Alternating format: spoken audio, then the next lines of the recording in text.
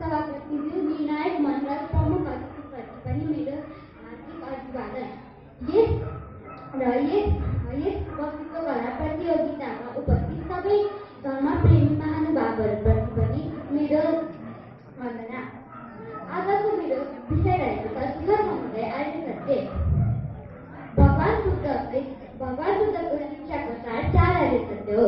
संसार दुःखमय छ भन्ने सत्य, त्यस दुःखको कारण, त्यस दुःखबाट निरोधको अवस्था र त्यस निरोधको अवस्थामा पुग्ने आर्य अष्टाङ्गिक मार्ग अर्थात् उपायका कुरा यस 4 उपदेशमा समेटिएको छ। उहाँले यस सत्यको अवबोधपछि नै बुद्ध हुनुभयो र महापरिनिर्वाण उहाँले 45 वर्षसम्म ग्राम नगरचारिता गर्नुभयो र देव मनुष्य आदिलाई यही उपदेश दिए आफू जस्तै विमुक्त बन्नुभयो। धर्मचक्र प्रवर्तनको क्रममा पञ्चवर्गीय भिक्षुहरूलाई मध्य मार्गको शिक्षा दिए पहिलो दुःख आर्य सत्यको देशना गर्नुभयो। तत्पश्चात क्रमशः दोस्रो आर्य सत्यको रूपमा दुःख समुदाय आर्य सत्य अर्थात् दुःख उत्पन्न हुनुको मूल कारणको बारेमा उपदेश गर्नुभयो। त्यसमध्ये दुःख समुदाय आर्य सत्यको बारेमा म हजुरहरूसँग केही चर्चा गर्न गइरहेको छु। इदं खोपन्न भिक्खवे दुःखं समुदाय आर्य सत्यं यायं तन्हा पुनो भवविकानन्दिरागता तत्र तत्रापि नन्दिनी तेयत्थितं कामतनः भवतनः विभवतनः। अर्थात् भिक्षुहरू कृष्णले दुःख उत्पत्तिहरूको मूल कारण जुन फेरि जन्म गराइदिने स्वभावको हुन्छ, आसक्त हुने विषयवस्तुसँग टाँसिने स्वभावको हुन्छ र जुन भावमा उत्पन्न भए त्यहाँ जेले लाग्छ त्यसैमा रमाउने खालको स्वभावको युक्त हुन्छ। त्यो के हुन्छ हजुरहरूलाई पनि थाहा नै होला। काम तृष्णा, भव तृष्णा र विभव तृष्णा। यहाँ काम तृष्णा भन्नाले जिब्रोले स्वाद लिनु, आँखाले हेर्नु, छालाले स्पर्श गर्नु आदिका पञ्चकाम विषयहरूमा बच्चा मान्नु र माग्नु, आसक्त हुनु भनी बुझ्नु पर्दछ। उदाहरणबाट बुझौँ, कसैलाई रक्सी पिउनुमा र रक्सीको साथमा आसक्ति छ भने उसले क्षणिक रूपको लागि सुख अनुभव गर्दछ। उसले रक्सीलाई सबैभन्दा सुख दिने हो भनेर मान्न पुग्दछ। जसरी अनित्य धर्मअनुसार सबै वस्तु समाप्त हुन्छ, त्यसरी नै उसको रक्सीको माग पनि समाप्त हुन्छ। तत्पश्चात फेरि त्यही सुख अनुभवको खोजीमा भौतारिरहन्छ। प्राप्त भएपछि सन्तुष्ट हुन्छ, प्राप्त नभए त्यही सुख अनुभवको आशामा भौतारिरहन्छ। यसरी नै अन्य पञ्चकाम विषयहरूबाट दुःखको उद्योग गर्दा गर्दै उसको जीवन टोला समाप्त हुन्छ। पञ्चकाम विषयहरूको बोध नभइकन तिनीहरूलाई शाश्वत ठान्ने अविद्या नै काम तृष्णा हो। अब भव तृष्णाको बारेमा नै केही चर्चा गरौँ। शरीर विनाश भएर गए पनि जीवात्मा विनाश हुँदैन भन्ने शाश्वत दृष्टिले ठान्नुलाई नै भव तृष्णा भनिन्छ। भव तृष्णा भएका मानिसले दान, शील, भावना जस्ता पुण्य क्रिया गरे तापनि सुख सहयुक्त स्वर्गमा जन्म लिन पाऊँ भन्ने आशा राख्दछन्। यस्ता व्यक्तिहरूले सुख सहयुक्त स्वर्गमा जन्म लिन पाऊँ भन्ने आशामा अनेकौं कुकर्म समेत गर्न तयार हुन्छन्। यसै स्वभावको कारण कृष्णलाई पूर्वभविका अर्थात् पुनर्जन्म गराइदिने स्वभावको भनेको हो। तेस्रो प्रकारको तृष्णा विभव तृष्णाको बारेमा नि अब केही चर्चा गरौँ।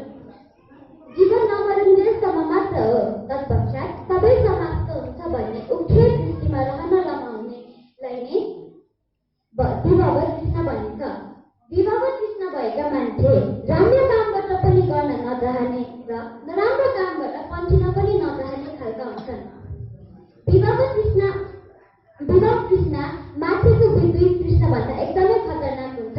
हेर्नु न, अहिले नै समाचारमा आइरहेको घटना 12 वर्ष अघि सांसदमा बम काण्ड गर्नको लागि बम बनाउँदै गरेको टोली बीच बम दुर्घटना भएछ।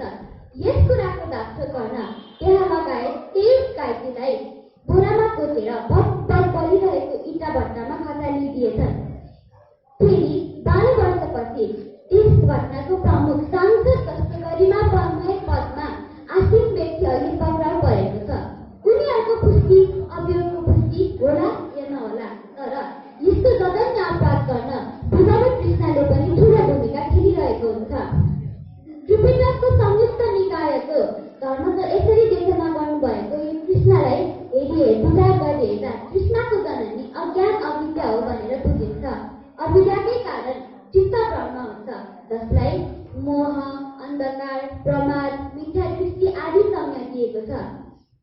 यसैका कारण राग, द्वेष, अभिमान जस्ता उपक्लेश र क्रोध, ईर्ष्या, मात्सर्य जस्ता उपक्लेशहरू उत्पन्न हुन्छन्।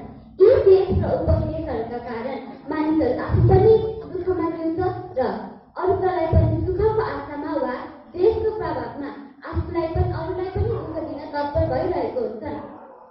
भगवान बुद्धले यस सारले सत्यको व्याख्यामा प्रत्यक्ष समुत्पादको पनि देशना गर्नुभयो।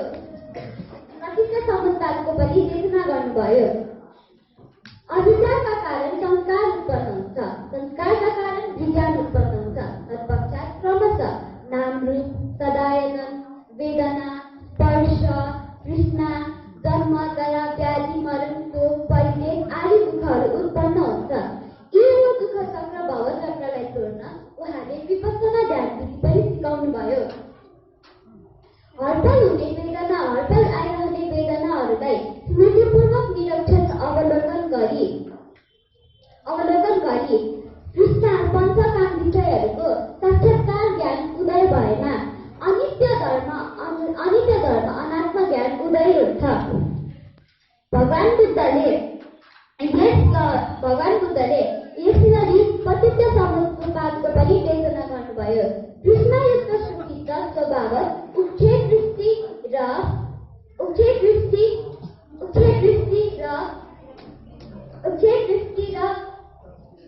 शाश्वत दृष्टिमा रमाउने भएकाले यी दुवै अघिबाट टाढा रहनु भन्ने भगवान बुद्धले उपदेश दिनुभएको छ।